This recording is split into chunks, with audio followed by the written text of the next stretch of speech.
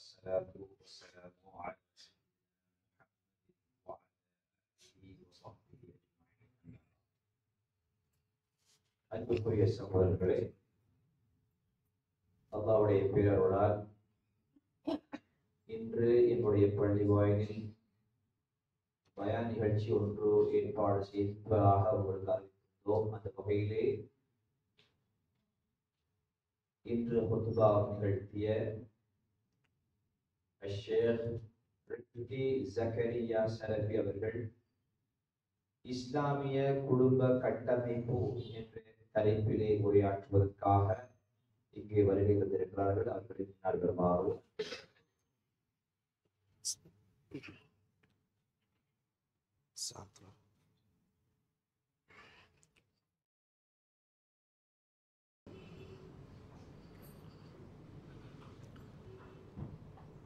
السلام عليكم ورحمة الله وبركاته. بسم الله الحمد لله نحمده ونستعينه ونستغفره ونعوذ بالله من شرور أنفسنا ومن سيئات أعمالنا من يهده الله فلا مضل له ومن يضلله فلا هادي له وأشهد أن لا إله إلا الله وحده لا شريك له وأشهد أن محمدا عبده ورسوله أما بعد. அன்பார்ந்த ஈமானிய சகோதர சகோதரிகளே, நாமெல்லாம் இஷாவுடைய தொழுகையை தொழுதுவிட்டு மார்க்கத்துடைய தெளிவை பெற்றுக்கொள்ள வேண்டும் என்ற நல்ல நோக்குடன் இந்த இடத்தில் நாமெல்லாம் அமர்ந்து கொண்டிருக்கின்றோம். ரசூலுல்லாஹி ஸல்லல்லாஹு அலைஹி வஸல்லம் அழகான செய்தியை எமக்கு சொல்லி தந்தார்கள். மயுரிதில்லாஹு பி கைரன் யுஃபக்கிஹு ஃபித்தீன். அல்லாஹ் யாருக்கு நலவை நாடுகின்றானோ அவனுக்கு மார்க்கத்துடைய விளக்கத்தை தருவான் என்ற விடயத்தை ரசூலுல்லாஹி ஸல்லல்லாஹு அலைஹி சொல்லி காட்டினார்கள். அந்த அடிப்படையில் நாமெல்லாம் மார்க்கத்துடைய தெளிவை பெற்றுக்கொள்ள வேண்டும் என்ற நோக்கத்துக்காக வேண்டி இந்த இடத்தில் நாமெல்லாம் அமர்ந்திருக்கின்றோம். அந்த நோக்கம் அல்லாஹ்வுடைய நாட்டம் என்ற விடயத்தை நாங்கள் முதலாவது அல்லாஹ்வுக்கு ஷுக்ர் செய்து கொள்ள வேண்டும். அன்பார்ந்தவர்களே, அந்த அடிப்படையில் சமூக ரீதியாக இருந்தாலும் சரி, அதே போல நடைமுறை சார்ந்த ஒரு அமைப்பு ரீதியாக இருந்தாலும் சரி, இஸ்லாமிய குடும்ப ரீதியான வழிகாட்டல் என்பது நாம் எல்லாம் அதிகம் தெரிந்து கொள்ள வேண்டிய ஒரு பகுதியாக இருக்கிறது.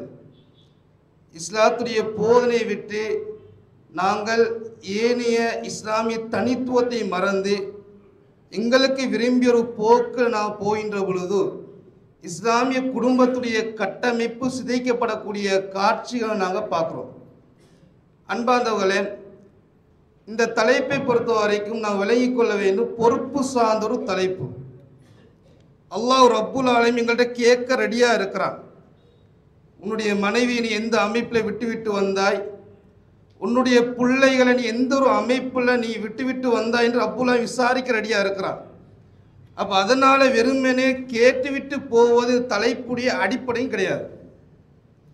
சொல்லப்படக்கூடிய விடயம் இந்த வாழ்க்கையில் எந்த அளவுக்கு பின்பற்றப்படுது என்ற விடயத்தை நாங்கள் சரியான முறையில் சுய பரிசோதனை செய்து கொள்ள வேண்டும். அன்பார்ந்தவர்களே, அந்த அடிப்படையில் குடும்பம் என்று சொல்கின்ற பொழுதோ நான் விளங்கிக் கொள்ள வேண்டும், திருமண பந்தத்தை தான் இஸ்லாமிய மார்க்க குடும்ப கட்டமைப்பை அடையாளப்படுத்துது. ஒரு மனிதன் திருமணம் என்ற ஒரு அமைப்பை ஏற்படுத்தி கொள்கிறான் என்று சொன்னால் அவனுடைய மனைவி அவனுடைய பிள்ளைகள் என்ற அடிப்படை இஸ்லாமிய மார்க்க குடும்பமாக அடையாளப்படுத்துது. இதை ரப்புல் ஆலமீன் ஒரு அத்தாட்சியாக சொல்லி காட்டுறான். இது அல்லாஹ்வுடைய அத்தாட்சி ஒன்றாக குடும்பத்தை சொல்லி காட்டுறான்.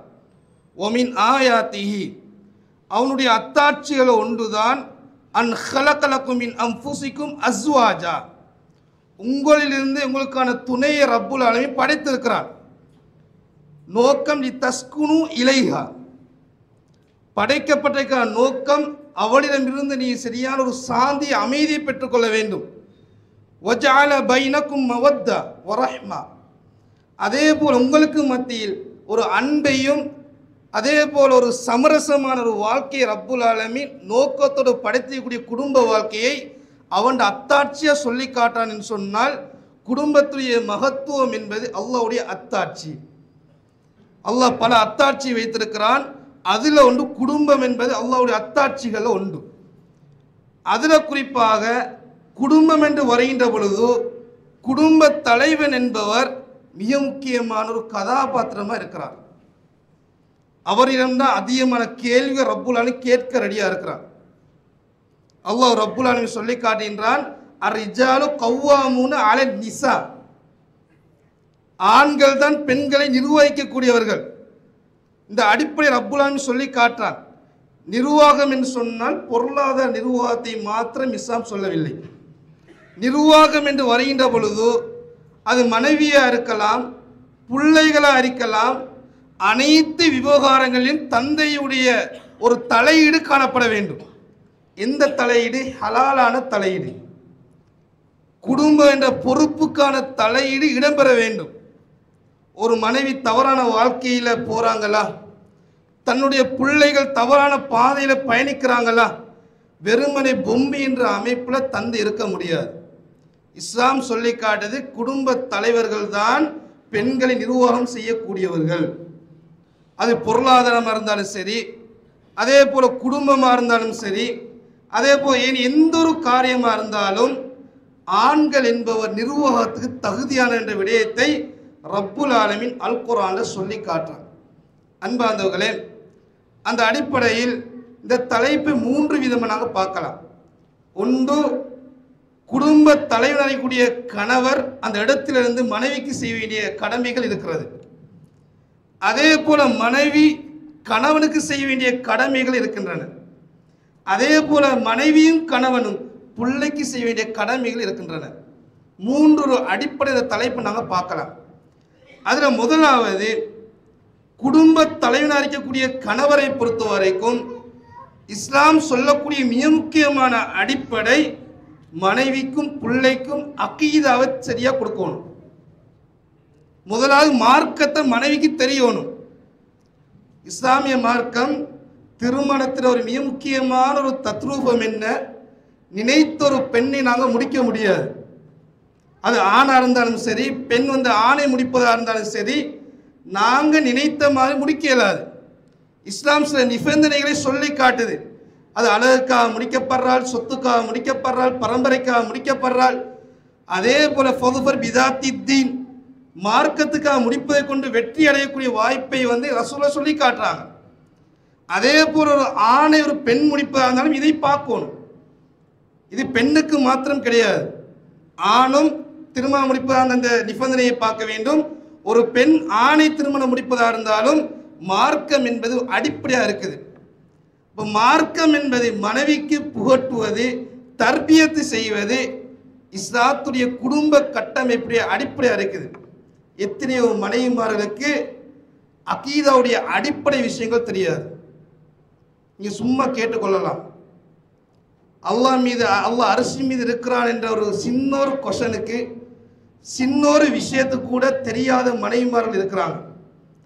அல்லாஹ்வுடைய அஸ்மா வ சிஃபாத்துக்களை நாங்கள் எப்படி ஏகத்துவப்படுத்துறது இந்த கேள்வியை கேட்குற நேரம் அதிகமான மனைவிமார்கள், பிள்ளைகள் அந்த விஷயத்தில் பொடுபோக்கு அறிக்கக்கூடிய காட்சியை நாங்கள் பார்க்குறோம். அப்போ இஸ்லாம் சொல்லக்கூடிய முதலாவது விடயம் அகீதா என்பது அடிப்படை இருக்கணும். இதை ரப்புல் ஆலமீன் ஒரு குடும்பத்தை உதாரணமாக சொல்லி காட்டுறார். இப்ராஹிம் அலைஹிஸ்ஸலாம், கத் கானத் லகும் உஸ்வத்துன் ஹஸனத்துன் ஃபீ இப்ராஹீம வல்லதீன மஅஹ், நிச்சயமா இப்ராஹிமுடைய வாழ்க்கையில் அதிகமான முன்மாதிரிகள் காணப்படுது. அது மாத்திரம் கிடையாது, வல்லதீன மஅஹ், இப்ராஹிமோட இருந்த குடும்பங்கள் மிக முக்கியமாக முன்மாதிரி இருந்தான்னு அல்லாஹ் குர்ஆனில் சொல்லி காட்டுறான். ஒரு மனிதன் ஒரு ஆளை ரோல் மாடலாக எடுத்துக்கொள்வதாக இருந்தால் முதலாக இறை தூதரை எடுக்க வேண்டும். அந்த இறை தூதரை பார்த்து ரப்புல் ஆலமீன் சொல்லி காட்டுறான், இப்ராஹிம் அலைஹிஸ்ஸலாத்துடைய வாழ்க்கையில் அழகிய முன்மாதிரி காணப்படுது. அவருடைய வாழ்க்கை மாத்திரம் கிடையாது, அவருக்கு பக்கபலம் வந்த குடும்பம், அவரோடு இருந்தவர்கள் மிகப்பெரிய ஒரு உதாரணம் அந்த வரலாற்றில் ரப்புல் ஆலமீன் குர்ஆனில் சொல்லி காட்டுறான். இந்த அளவுக்குன்னு பாருங்க, கணவனுக்கு ஏற்ற ஒரு மனைவி இருந்த வரலாற்றை நாங்கள் பார்க்கலாம். இப்ராஹிம் அலைஹிஸ்ஸலாத்துடைய தாவாவுக்கு அவர் மாத்திரம் உறுதியே அவருடைய தாவாவுக்கு இருக்கவில்லை. கணவனுடைய ஒவ்வொரு செயற்பாட்டுக்கும் மனைவியான ஹாஜர் அலைஹிஸ்ஸலாம், அதே போல சாரா என்ற மனைவிகள் சரியான பக்கபலமாக இருந்த வரலாற்றை நாங்கள் பார்க்கலாம். அதை குறிப்பாக ரப்புல் ஆலமீன் ஒரு கட்டளையை போடுறார். என்ன கட்டளை? உங்களோட மனைவி எங்கே நிற்கிறீங்களோ அங்கே விட்டுட்டு போங்க. அன்றைய கால மக்காவில் விட்டுட்டு போங்க, அவ்வளோதான் கட்டளை. அன்றைய கால மக்கா இப்போ போல சொகுசு கிடையாது, புட்புண்ணுகள் கிடையாது.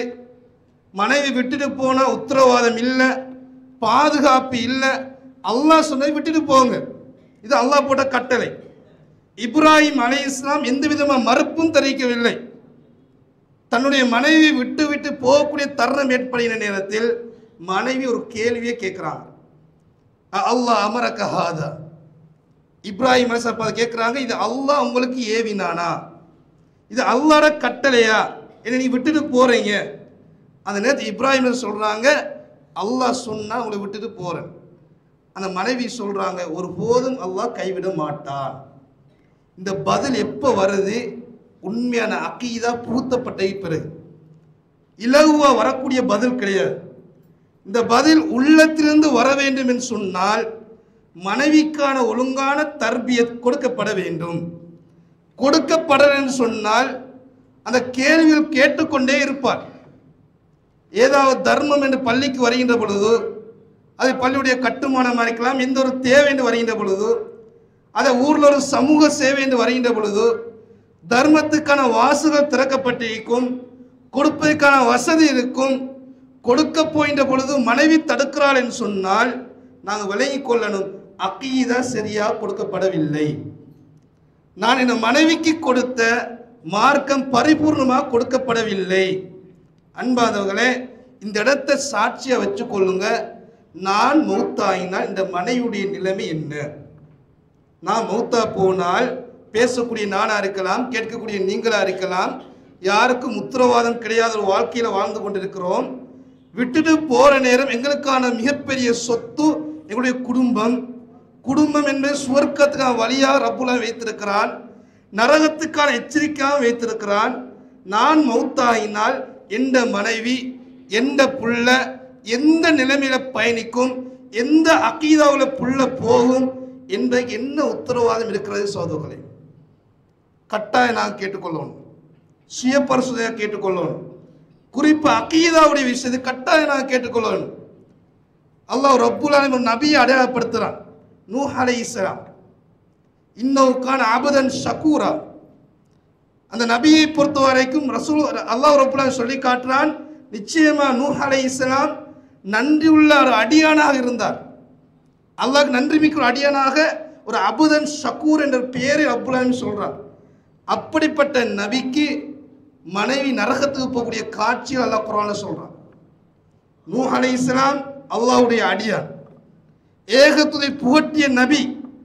ஆனால் மனைவியை பாருங்க, நரகத்துக்கு உதாரணமாக ரப்புல் ஆலமீன் குர்ஆன்ல சொல்லி காட்டுறான்.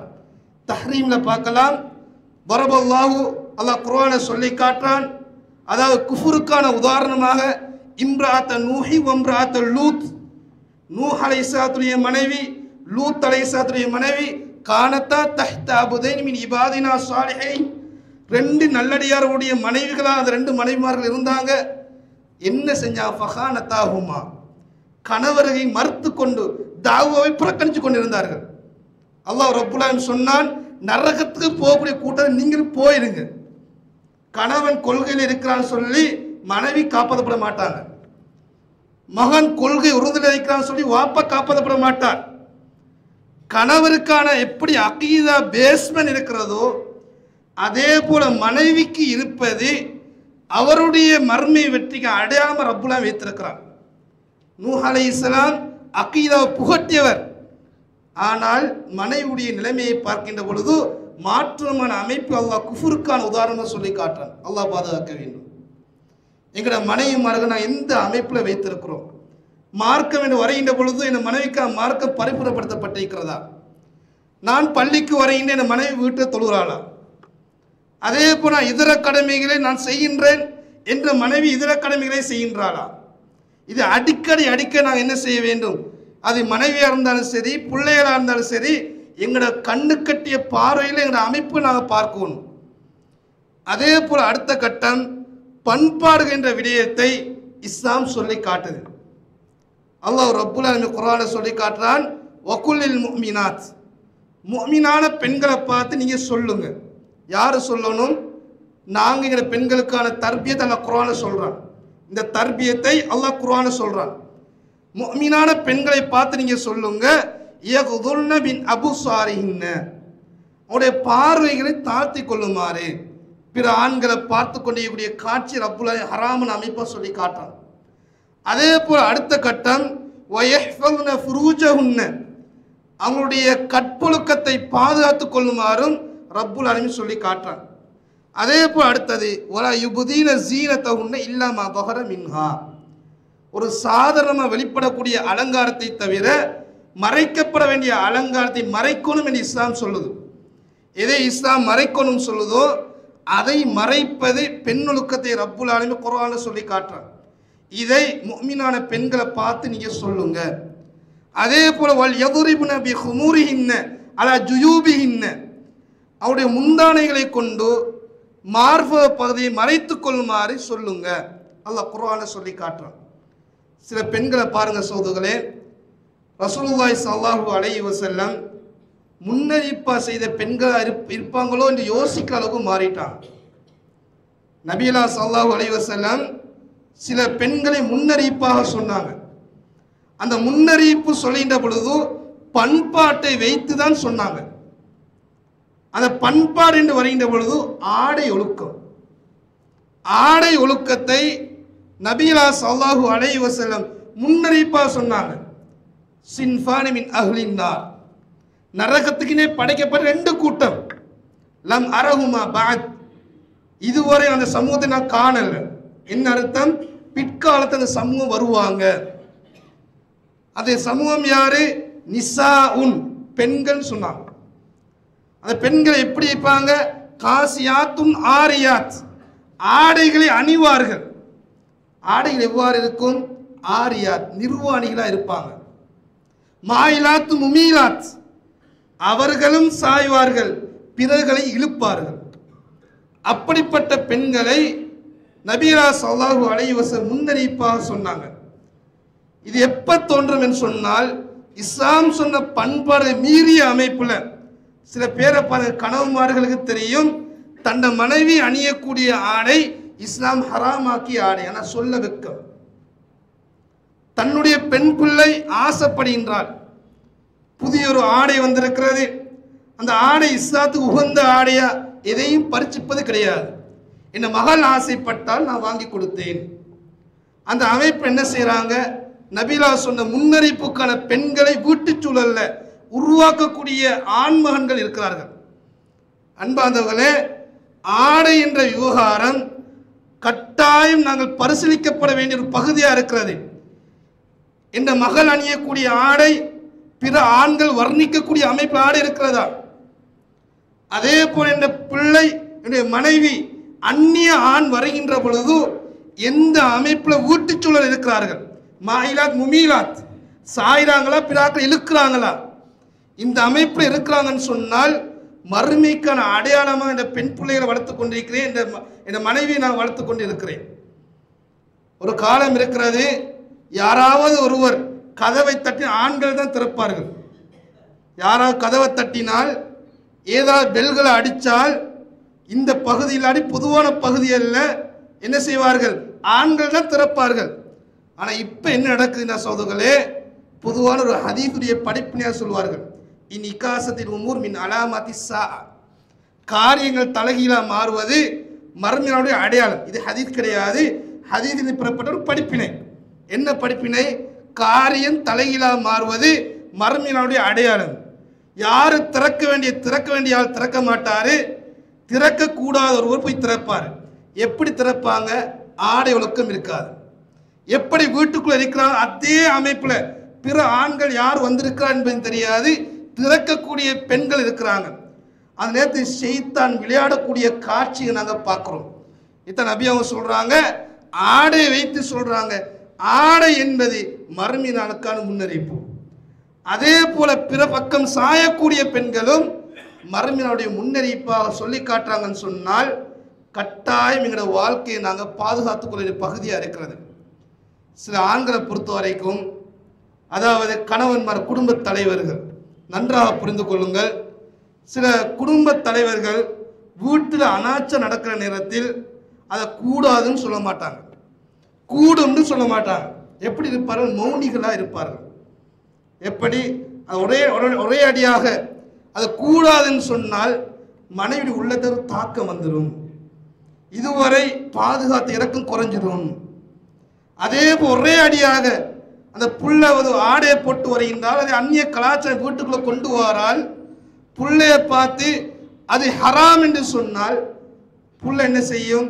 வாப்பாவுடைய இறக்கம் குறையும். ஒரு ரிலேஷன்ஷிப்ல என்ன செய்யும்? குறைஞ்சு கொண்டே போகும் என்ற அமைப்புல சில குடும்ப தலைவர் என்ன செய்யறாங்க? ஹராம்கள் வீட்டுக்கு வரத்துக்கு மறைமுக உதவியாளராக இருக்கிறாங்க. சில இடங்களை பார்க்கிறோம் சோதர்களே, நாங்க மீலாத விழா கூடாதுன்னு சொல்றோம். மீலாத விழா கூடாது, ஆனா பேதை கூடும். மீலாத விழா கூடாது, பேதை கூடும். இந்த அமைப்பில் சில பேர் இருக்கிறாங்க. வாப்பா கொள்கையில நம்பர் 1 இருப்பாரு, வாப்பா கொள்கை வார்த்தை காரணமா இருப்பார். பித்அத்துக்கு வரவே கூடாதுன்னு பல தியாகங்களை மேற்கொண்ட தந்தையாக இருப்பார். இப்ப பிள்ளைய பார்த்தால், ஸ்டேட்டஸை பார்த்தா எவனோ ஒருத்தன் பேர்தே விஷ் பண்ணிப்பான், அனைத்தையும் ஸ்கிரீன்ஷாட் பண்ணி போடக்கூடிய பிள்ளைகள் இருக்கிறாங்க. நான் கண்ணூட பார்க்குறோம். சில பகுதிகளில் தலைப்பாவை தருவாங்க. மூலவி ஒரு காலத்தில் இந்த ஏரியாவில் கொள்கை வாரத்துக்கு நம்பர் 1 இருந்தவர்கள் மனைவி பிள்ளைங்க அடுத்த பக்கம் போய்த்தாங்க, அடுத்த பக்கம் கலாச்சார ரீதியாக அடுத்த சைட்டில் இருக்கிறாங்க, இதை தலைப்பாக பண்ணுங்க என்று சொல்கிற அளவுக்கு இப்போ மாறி போய்த்து. எப்படி? அந்நிய கலாச்சாரம் வார நேரத்தில் வாப்பா சொல்ல மாட்டார், ஆண்மை வெளிப்படாது. அன்பானவர்களே, ரசூலுல்லாஹி ஸல்லல்லாஹு அலைஹி வஸல்லம் 3 கூட்டத்தை பார்த்து சொன்னாங்க. என்ன கூட்டம்? ஸலாசுன் லா யதுகுலூனல் ஜன்னா. 3 கூட்டத்தினர் இருக்கிறாங்க, ஒரு போதும் சொர்க்கம் நுழைய மாட்டாங்க. வலா யன்துல்லாஹு இலைஹிம் யௌமல் கியாமா. மறுமை நாளில் அந்த 3 கூட்டத்தையும் அல்லாஹ் பார்க்கவே மாட்டான். பார்க்க மாட்டான்னால் கணக்கெடுக்காம சொர்க்கத்துக்கு அனுப்புறது அர்த்தம் கிடையாது. அவங்களுக்கு இரக்கம் கிடைக்காது, நரகத்துக்குனே போவாங்க. அப்படி கூட சொல்லிட்டு முதலாவது அல் ஆக்குலி வாலிதை. யார் அவங்க? தந்தைமார்கள் நோவிச்சவர்கள். இவர்களும் சொர்க்கத்துக்கு போக மாட்டாங்க, இவங்க அல்லாஹ்வுடைய இரக்கமும் கிடைக்காது. 2வது ஆக்கள் யாருன்னு சொன்னால் தையூஸ். இந்த தையூஸுக்கு நான் பின்னால் வாரேன். தையூஸ் தான் யாருன்னு. 2வது கூட்டம் தையூஸ். இவர்களும் சொர்க்கம் போக மாட்டாங்க, அல்லாஹ் மறுமையிலே பார்க்க மாட்டான். அடுத்த யாருன்னு சொன்னால் அல் மர்அத்து அல் முத்தரஜ்ஜிலத்து அல் முத்தஷப்பிஹத்து பிர்ரிஜால். ஒரு பெண், எப்படிப்பட்ட பெண்?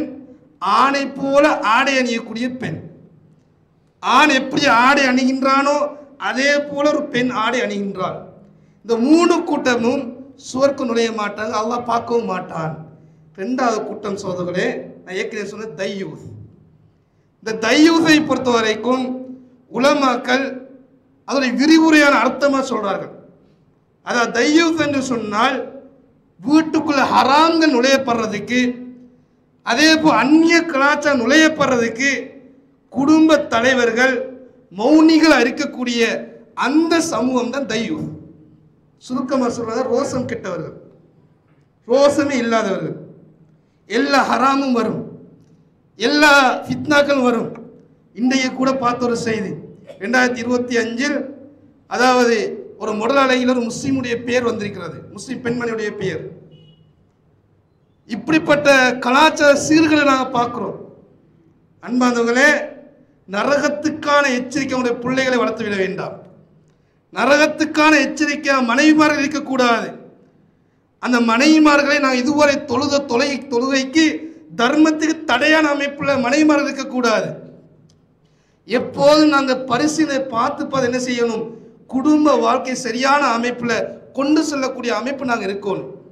அன்பானவர்களே, அக்கீதா ஒரு பகுதி, பண்பு 2 விடயத்திலையும் கட்டாயம் நாங்கள் எங்களுடைய பெண் பிள்ளைகளை பார்க்கணும். சில பல்கலைக்கழக வளாகத்தில் அந்த சூழல் இருக்கிறதா நான் சொல்கிறேன். வீட்டு சூழல் அந்த பிள்ளைகள் மேல் படிப்புக்கு வருகின்ற பொழுதும் வீட்டுச்சூழல் இருந்த பண்பாடுகள் ஒழுக்கங்கள் தலைகீழாக மாறி பல்கலைக்கழகத்துக்கு வந்து ஆடை ஒழுக்கத்தை வீழ்ச்சி அடைஞ்சு ஏனைய வேறு மத ஆண்களோட ஓடிப்போன காட்சியை நாங்கள் பார்க்குறோம். அன்பாந்தவர்களே, இதுக்கெல்லாம் மிக முக்கியமான காரணி ஒழுங்கான மார்க்கம் என்ற பிள்ளைகள் கொடுக்கப்படலை.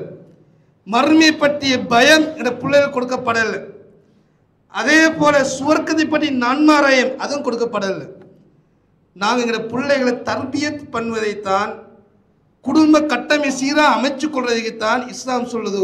அர்ரிஜாலு கவ்வாமூன் அலன் நிசா, ஆண்கள் தான் பெண்களை நிர்வகிக்கக்கூடியவர்கள். அது எந்த ஒரு அமைப்பில் இருந்தாலும் நிர்வாகம் என்பது ஆண்களுக்குத்தான் மிக முக்கியமான பொறுப்பாக இருக்கிறது. நாங்கள் தான் எங்களோட பிள்ளையை பார்க்கணும், எங்களோட மனைவிகளை பார்க்கணும்.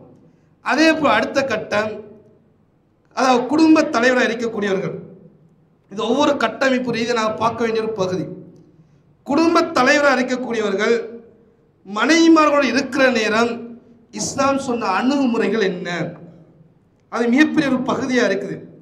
இந்த அதிகமான இளம் தம்பதிமார்கள் பிரியக்கூடிய காட்சியை நாங்கள் பார்க்குறோம். எந்த அளவுக்கு திருமணம் ஒரு நாள் ஒரு மாதத்துக்குள்ள அடுத்த டிவோர்ஸ் போகக்கூடிய காட்சியை நாங்கள் பார்க்குறோம்.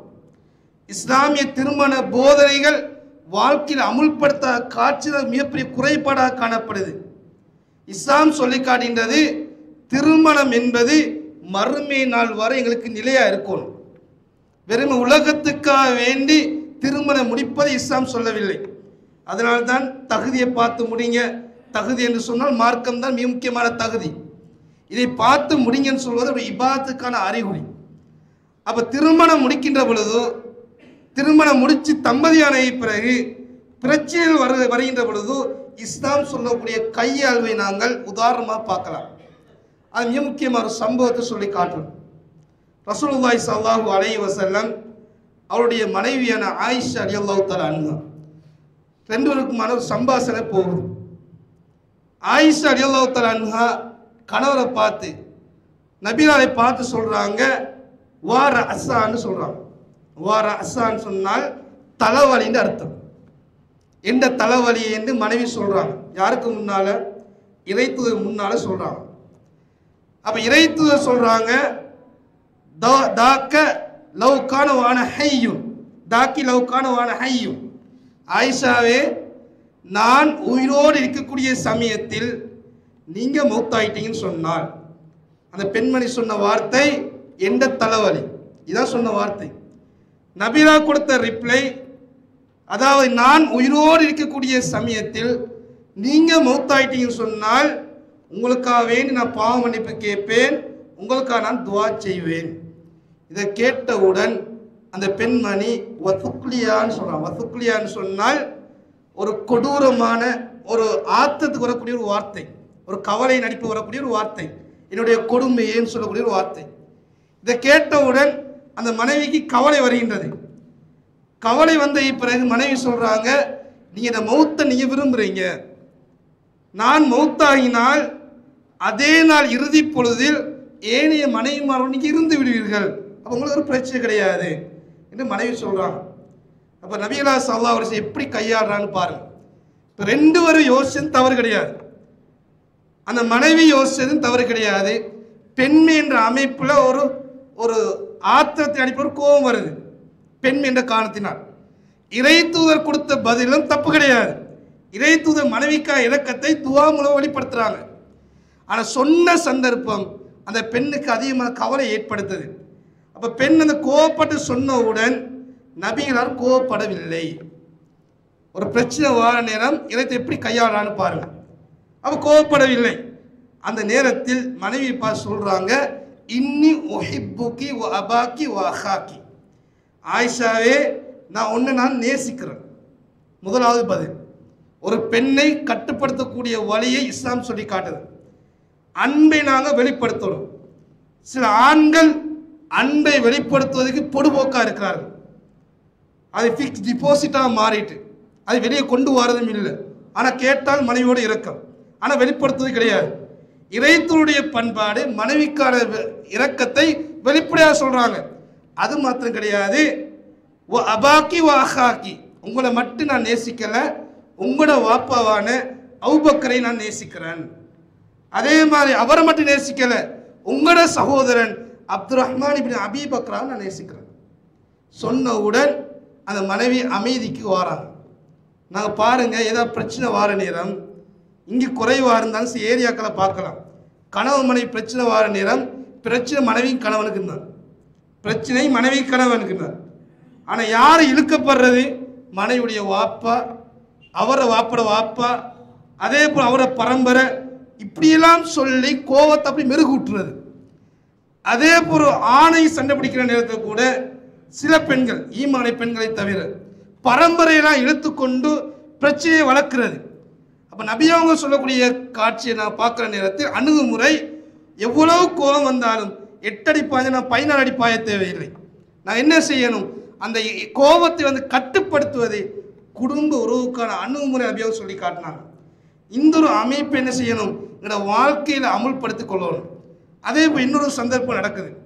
என்ன சந்தர்ப்பம் சொன்னால், மக்காவுடைய அந்த சஹாபாக்கள் மதீனாவுக்கு ஹிஜ்ரத் மேற்கொள்றாங்க.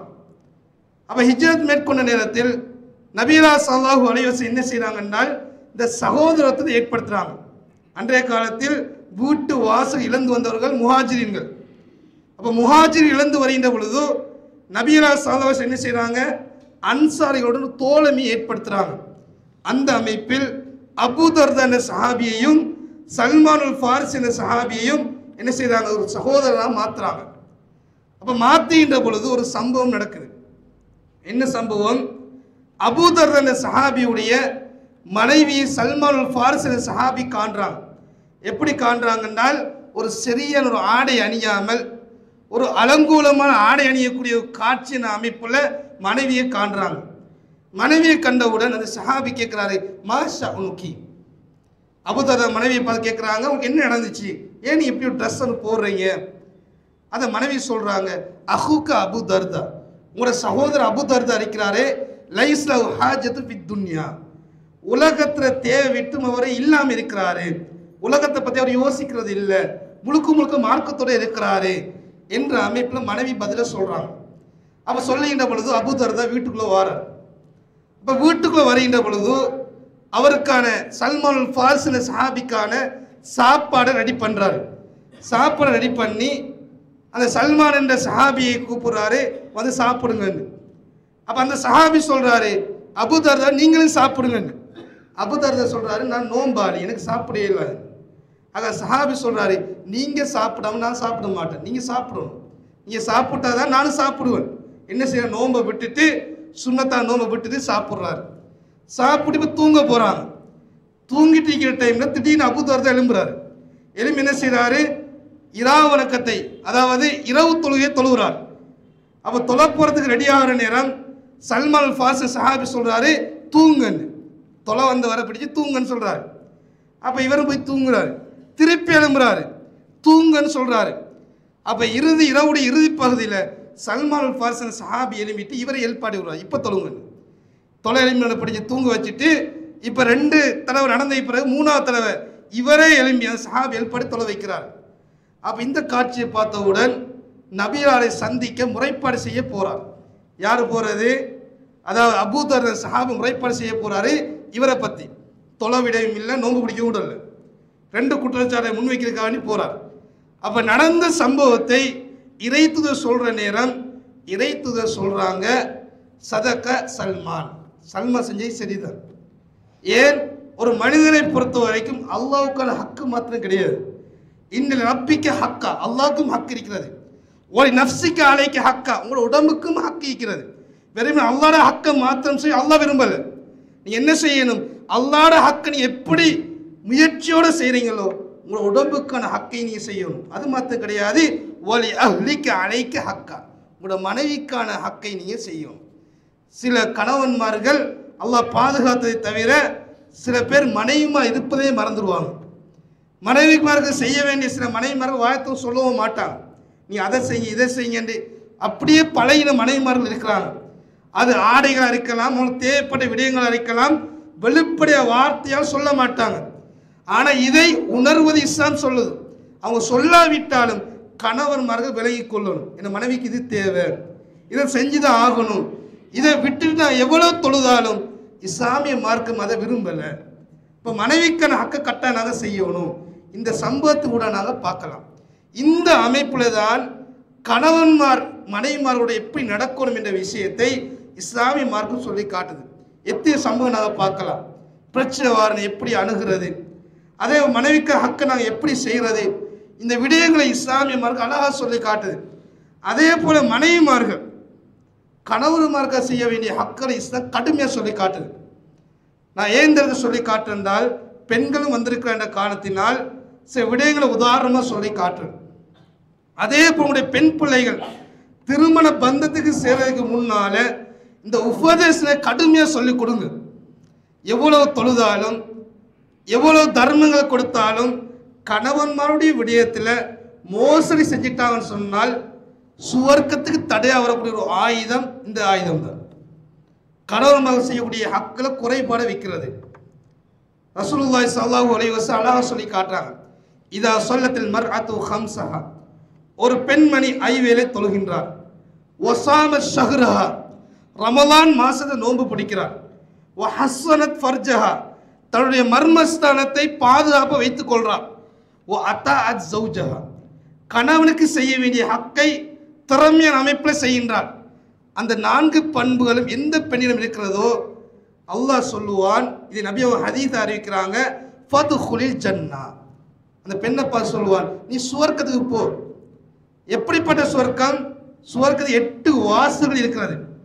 இந்த சிறப்பு ஆண்களுக்கு ஸ்பெஷலாக வரல, இந்த பெண்களுக்கு தான் வருது. ஃபதுகுலில் பாப், நீ சுவர்க்கத்துக்கு போங்க.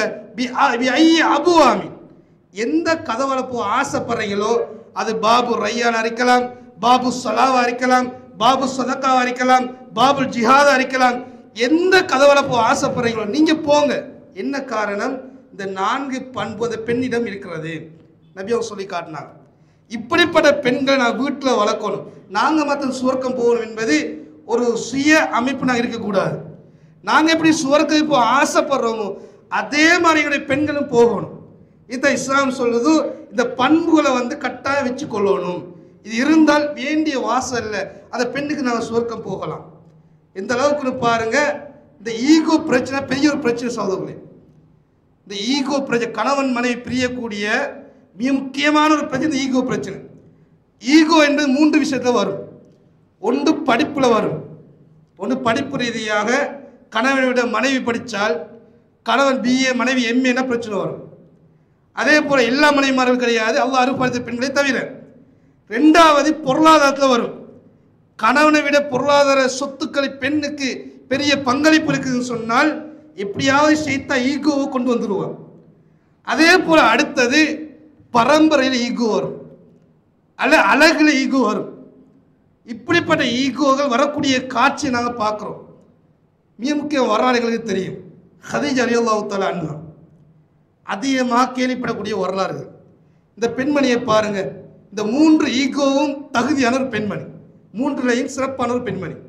அழகுலையும் குறைபாடு கிடையாது, சொத்துலையும் குறைபாடு கிடையாது. அதே போல் வயசுலையும் அதிகமான ஒரு பெண்மணி, வயசும் கூட.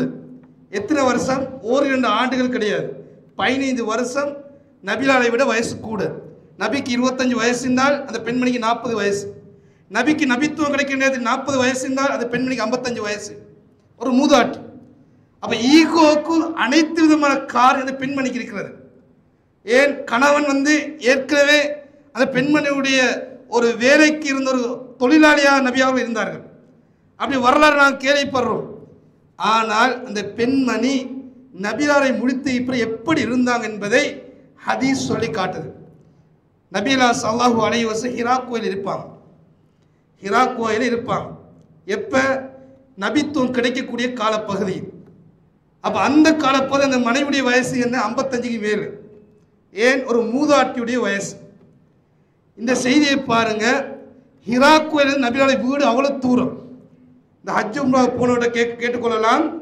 இப்போ பெரிய பெரிய காரில் போய் இறங்குவோம் ஹிரா கோயை பார்க்கறது.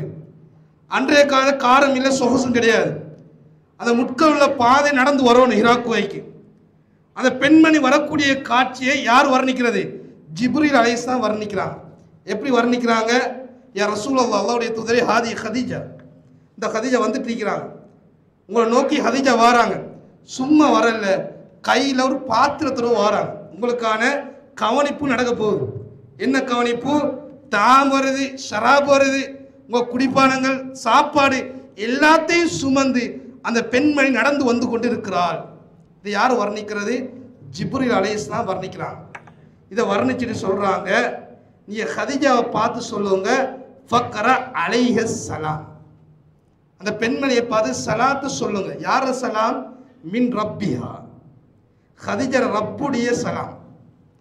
ஹஜ ரப்புனா எங்க ரப்புடைய சலாம், அல்லாஹ்வுடைய சலாம். அது மாத்திரம் கிடையாது, வ மின்னி, எந்த சலாம், ஜிப்ரீல் ஆகிய எந்த சலாத்தையும் உங்களோட மனைவியான ஹதீஜா பார்த்து சொல்லுங்க. காரணம் என்ன? எந்த விதமான வேலை பழக்களை பார்க்காமல், எந்த விதமான ஈகோக்களை தலைக்குள் எடுக்காமல், கணவனுக்கான ஹக்கை திறமையா செய்யறதுக்கு அந்த பெண்மணி எப்போ வராங்க? 55 வயசுக்கு பிறகு வராங்க. 55 வயசுன்னு சொன்னால் எங்கட பார்வையில் இயலாத ஒரு வயசு. அவ்வளவு தூரம் நடந்து வர்றது ஒரு அசாதாரணமான ஒரு காலம். அந்த பெண்மணி வந்தது காரணம், அந்த சுவர்க்கத்துக்கான நன்மையை எடுத்துக்கொள்ளணும். அடுத்தது கணவனுக்கான ஹக்கை செய்வது இஸ்லாத்துடைய அடிப்படை. இதெல்லாம் சொல்லிட்டு ஜிப்ரீல் சொல்றாங்க, ஃபபஷ்ஷிர்ஹா பில் ஜன்னா, அந்த பெண்மணிக்கு என்ன சொல்லுங்க? சுவர்க்கத்துக்காக கோட்டை நன்மராயமா சொல்லுங்க. இந்த கோட்டை என்பது எந்த விதமான அலட்சியமான கோட்டை கிடையாது. அதை கொண்டு அந்த பெண்மணி நன்மாராயமா சொல்லுங்க என்ற விடயத்தை ஜிப்ரீல் அலைஹிஸ்ஸலாம் நபிகளை பார்த்து சொல்றாங்க. அன்பானவர்களே, இப்படிப்பட்ட பெண்களான எங்களை பெண்களை வச்சுக்கொள்ளணும். எந்த பிரச்சனை வருகின்ற பொழுதும் மார்க்கத்தை விட்டும் கணவனுக்கான உரிமைகள் மீறப்படக்கூடிய பெண்கள் நாங்கள் வளர்க்கக்கூடாது. எங்களோட பெண் பிள்ளைகள் திருமணம் முடிப்பதற்கு முன்னால் கணவனுக்கான உரிமைகள் இந்த அளவுக்கு இஸ்லாம் சொல்லி காட்டுகிற விடயத்தை கட்டாயம் ஒவ்வொரு பெண்களுக்கு நாங்கள் சொல்லிக் கொடுக்க வேண்டும். அதே போல் அடுத்த கட்டம், ஒரு நீண்ட ஒரு தலைப்பெண்ட காரணத்தினால் சில முக்கியமான விடயத்தை மட்டும் நான் சொல்லி காட்டுறேன். அதே போல் அடுத்த கட்டம், அதாவது கணவன்மார்களும் மனைவிமார்களும் பிள்ளைகளுக்கு செய்ய வேண்டிய பங்களிப்பு என்ன? பிள்ளை வளர்ப்புடைய அடிப்படை தனித்தலைப்பு பேச வேண்டிய ஒரு பகுதி. நான் சுருக்கமாக சொல்லி காட்டுறேன். இந்த பிள்ளை வளர்ப்பை பொறுத்த வரைக்கும் நாங்கள் யோசிக்கிறது ஒரு பருவ வயசு அல்ல 5 வயசுக்கு பிறகுதான் பிள்ளை வளர்ப்பு ஸ்டார்ட். அப்படி கிடையாது. உண்மையாகவே பிள்ளை வளர்ப்புடைய அடிப்படை துவா தான். நாங்கள் கேட்கக்கூடிய துவா தான் பிள்ளையுடைய அடிப்படை. பாருங்க, இந்த நபிமார்கள் ஜக்கரியா அலைஹிஸ்ஸலாம் எடுத்துக்கொள்ளுங்க, அதை இப்ராஹிம் அலைஹிஸ்ஸலாம் எடுத்துக்கொள்ளுங்க. எல்லா நபிமார்களையும் சோதித்த விதம் பிள்ளை பாக்கை தாமதப்படுத்தியது.